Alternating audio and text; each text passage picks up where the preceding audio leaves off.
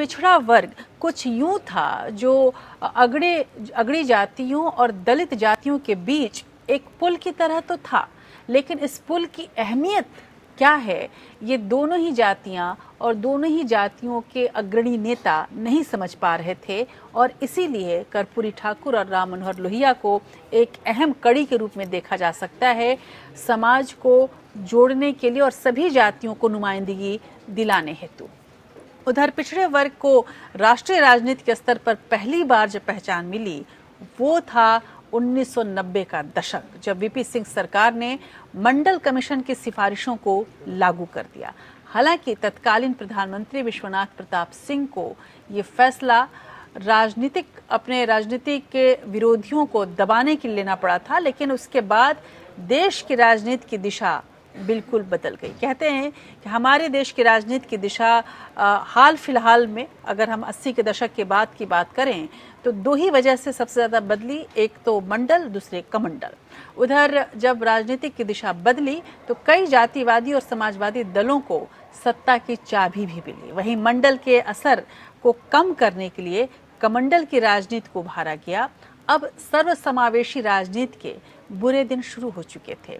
हिंदी भाषी प्रदेश, उत्तर प्रदेश और बिहार में जातिवादी राजनीति हावी हो चुकी थी।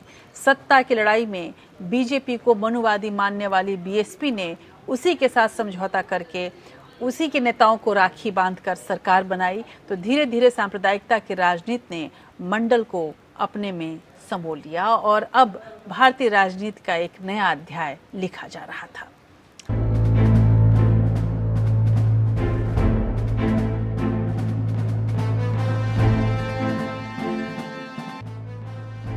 पिछड़े वर्ग के लिए देश की राजनीति में सबसे बड़ा बदलाव आया मंडल आयोग की सिफारिशें लागू होने के बाद। भाइयों और बहनों, राष्ट्रपति जी ने आपातकाल की घोषणा की है। इससे आतंकित होने का कोई कारण नहीं है।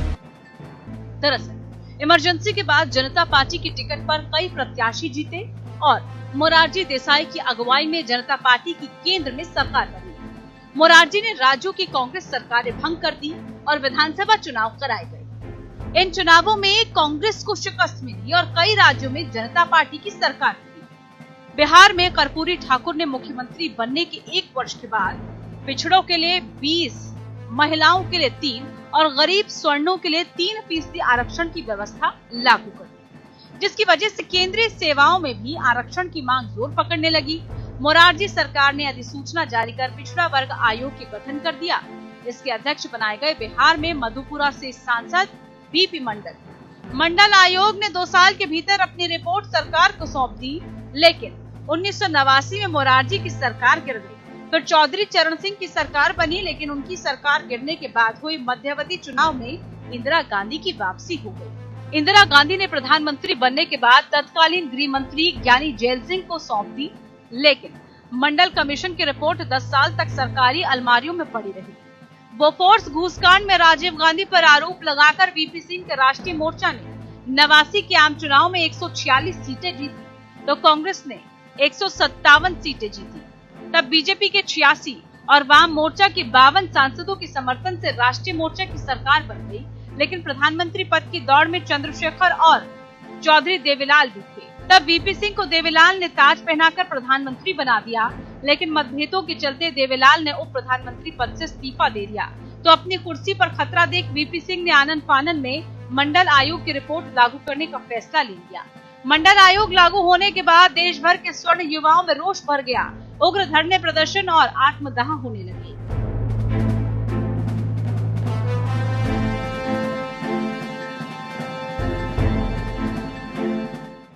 इन हालातों में हिंदुत्व की राजनीति करने वाली बीजेपी की हालत सांप छुछुंदर जैसी हो गई। तब बीजेपी नेता लाल कृष्ण आडवाणी स्वर्ण वोटों को साथ रखने के लिए आत्मदाह की कोशिश करने वाले राजीव गोस्वामी को देखने दिल्ली की एम्स जा पहुंचे, लेकिन मंडल आयोग ने पिछड़ी जातियों को जिस तरह से गोलबंद किया, उसे देखते हुए आडवाणी ने राम मंदिर आंदोलन को तेज करने के लिए सोमनाथ से रथ यात्रा शुरू कर दी।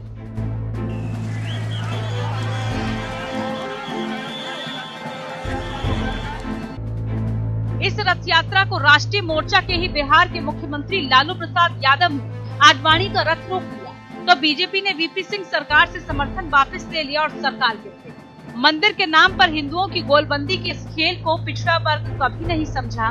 खुद को शूद्र जातियों से अलग मानने वाले इस तबके के बहुत से युवाओं को राम मंदिर आंदोलन से जोड़ा गया। इस आंदोलन ने बीजेपी को पिछड़े वर्ग के कई नेता दिए।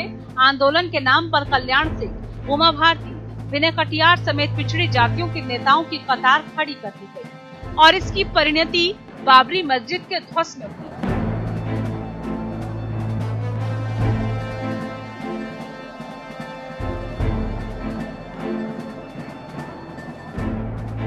लेकिन कानूनी तौर पर सुप्रीम कोर्ट में भी मंडल विरोधियों को सफलता नहीं मिली। इंदिरा साहनी बनाम स्टेट मामले में अदालत ने पिछड़ों को 27% आरक्षण को सही ठहराया और क्रीमा लेयर की पहचान के पैमाने तय करने की सरकार को हिदायत दी। बहरहाल एक बार पिछड़ों की राजनीति ने अपनी जगह बना ली और केंद्र की नरसिम्हा राव सरकार ने यूपी की कल्याण सिंह सरकार को बर्खास्त कर दिया। 1993 के यूपी विधानसभा चुनाव में काशीराम और मुलायम सिंह यादव ने मिलकर चुनाव लड़ा और समाजवादी पार्टी को 109 सीटें जीती तो बीएसपी को 67 सीटें हासिल हुई, जबकि बीजेपी को 117 सीटें मिली। पहली बार सपा बसपा की बनी साझा सरकार के इस प्रयोग को डॉक्टर अंबेडकर और लोहिया के मिलन के तौर पर देखा गया। कहा गया कि मिले मुलायम काशीराम, हवा में उड़ गए जय श्री राम। लेकिन जल्द ही बीएसपी को एहसास हो गया कि समाजवादी पार्टी उनकी पार्टी को तोड़ने में जुट गई। बहरहाल मायावती बीजेपी के समर्थन से 3 बार यूपी की मुख्यमंत्री बनी तो मुलायम भी 3 बार प्रदेश के सीएम रहे। वहीं बिहार में लालू प्रसाद यादव ने 2 बार और फिर नीतीश कुमार ने 3 बार मुख्यमंत्री पद संभाला।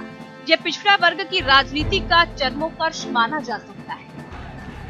Anshuman Tripathi, APN news.